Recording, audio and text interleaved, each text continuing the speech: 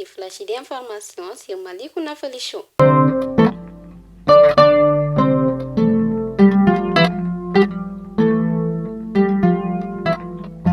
Dans les soucis de renforcer l'éducation à la santé ou au bien-être en milieu scolaire, l'UNESCO, en collaboration avec le ministère de l'Éducation, organise 2 jours de formation à l'hôtel de l'Amitié afin de mettre en place une feuille de route pour bannir les difficultés liées à la question.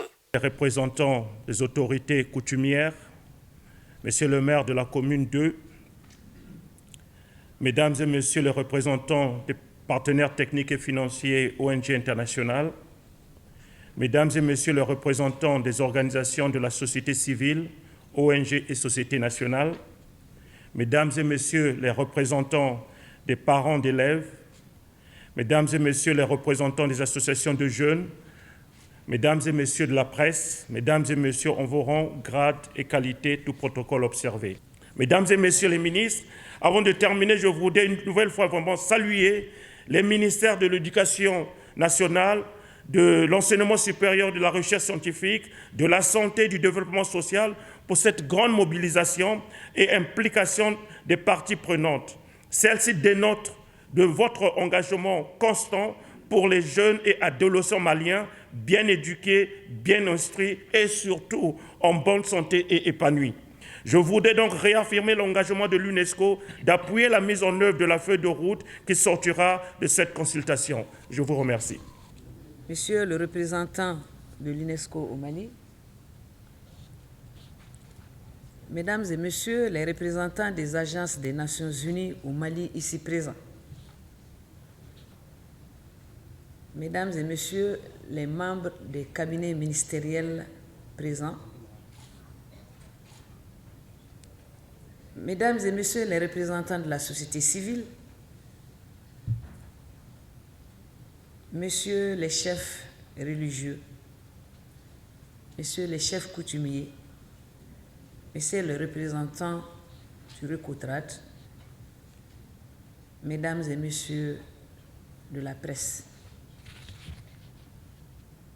Mes remerciements vont particulièrement à l'UNESCO et à travers son projet O3 pour son accompagnement à la réalisation de cette riche initiative. En l'occurrence, ma personne, ma modeste personne, a lancé un cri du cœur. Nous avons des écoles sans adduction d'eau, souvent sans puits, sans même puits.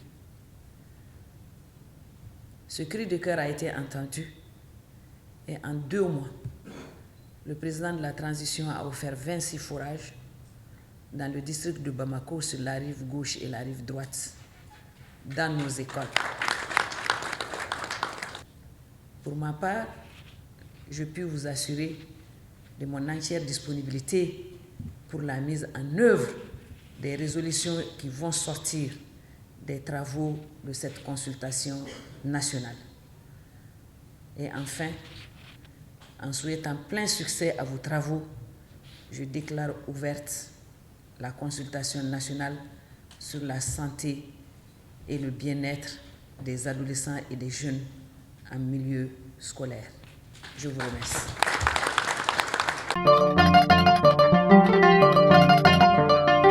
Depuis la semaine passée, le Mali fait face à une nouvelle flambée des cas de contamination à la COVID-19. Les autorités sanitaires annoncent ce mercredi plus de 134 tests positifs. Une grève de 48 heures des agents de l'hôpital du Point G a démarré ce matin. Les grévistes revendiquent de meilleures conditions de travail et un plateau technique adéquat.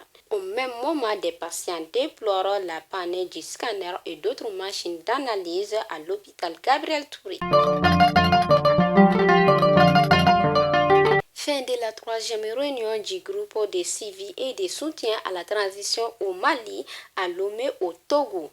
La prise de notes à la requête du gouvernement malien relative à la levée des suspensions du Mali des instances de la CEDEAO, de l'Union africaine et de l'OIF a été à la principale conclusion.